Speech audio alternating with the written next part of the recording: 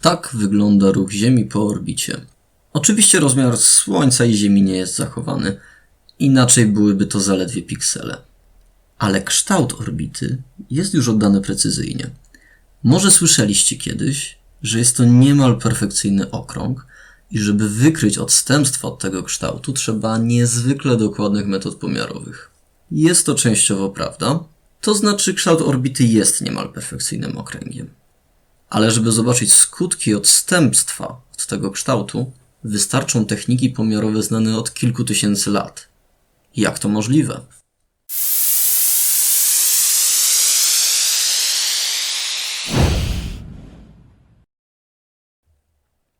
Zacznijmy od początku.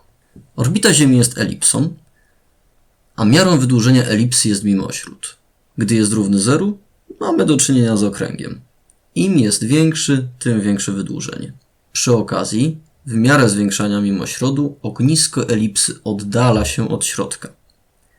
A to w ognisku orbity znajduje się Słońce. Matematycznie można to wyrazić o tak. A to półoś wielka elipsy, C odległość ogniska od środka elipsy, stosunek C do A to mimośród. Ziemia, krążąc wokół Słońca, spełnia drugie prawo Keplera, czyli ma stałą prędkość polową. Oznacza to, że w takich samych odstępach czasu wektor łączący Ziemię i Słońce zakreśla te same pola. Te dwa niebieskie obszary mają równe pola powierzchni.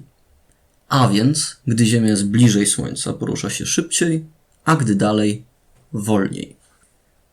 Geometria elipsy wyróżnia dwa punkty. Afelium i peryhelium. W afelium odległość Słońce-Ziemia jest największa, a w peryhelium najmniejsza. A więc w afelium Ziemia porusza się najwolniej, a w peryhelium najszybciej. Obrót planety wokół własnej osi sprawia, że pojawiają się kolejne 4 wyróżnione punkty. 2 punkty równonocy i 2 punkty przesileń. Ich położenie jest związane tylko i wyłącznie z orientacją osi obrotu Ziemi względem Słońca i nie ma nic wspólnego z afelium, peryhelium, ani jakimkolwiek parametrem elipsy. W czasie przesileń jeden z biegunów jest najbardziej wyeksponowany na Słońce.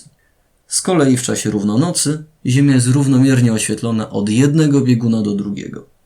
Punkty równonocy i przesileń dzielą orbitę na 4 obszary, każdy z nich odpowiada jednej porze roku. Gdyby orbita Ziemi była okręgiem, odstępy czasu między kolejnymi punktami równonocy i przesileń byłyby równe. Każda pora roku trwałaby dokładnie tyle samo. Tak jednak nie jest. Mało tego, nikt, kto badał ruch Ziemi i Słońca, nie mógł tej różnicy zaniedbać, ani w średniowieczu, ani w starożytności. Opisał ją już Hiparch w II wieku przed naszą erą. Ta różnica jest szczególnie duża, jeśli porównamy czasy upływające pomiędzy równonocą jesienną a wiosenną oraz pomiędzy równonocą wiosenną a jesienną. Mamy tutaj odpowiednio 186 i 179 dni. Różnica wynosi aż tydzień. Tego nie da się zaniedbać. Jeśli ktoś koniecznie wymaga ruchu planet po okręgach, to jest moment, kiedy zaczyna kombinować.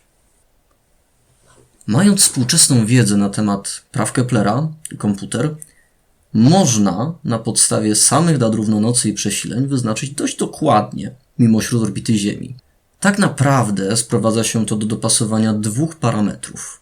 Samego mimośrodu i tego, jak elipsa jest obrócona względem punktów przesileń. Jak to zrobić?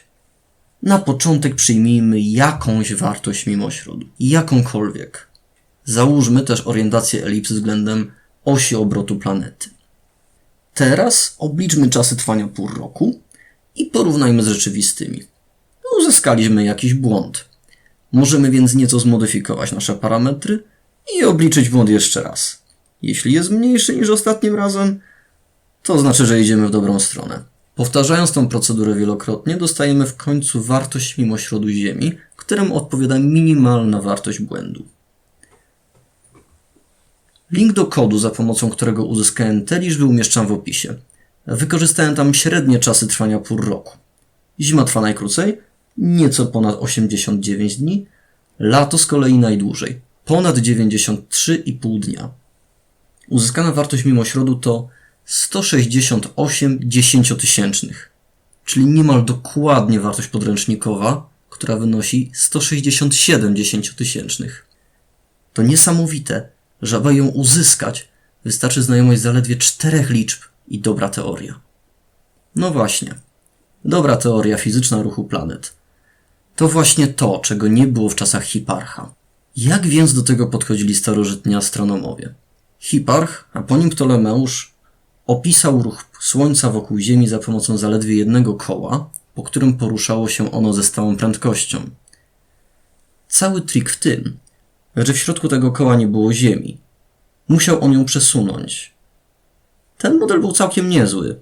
Utrzymał się przez ponad 1000 lat.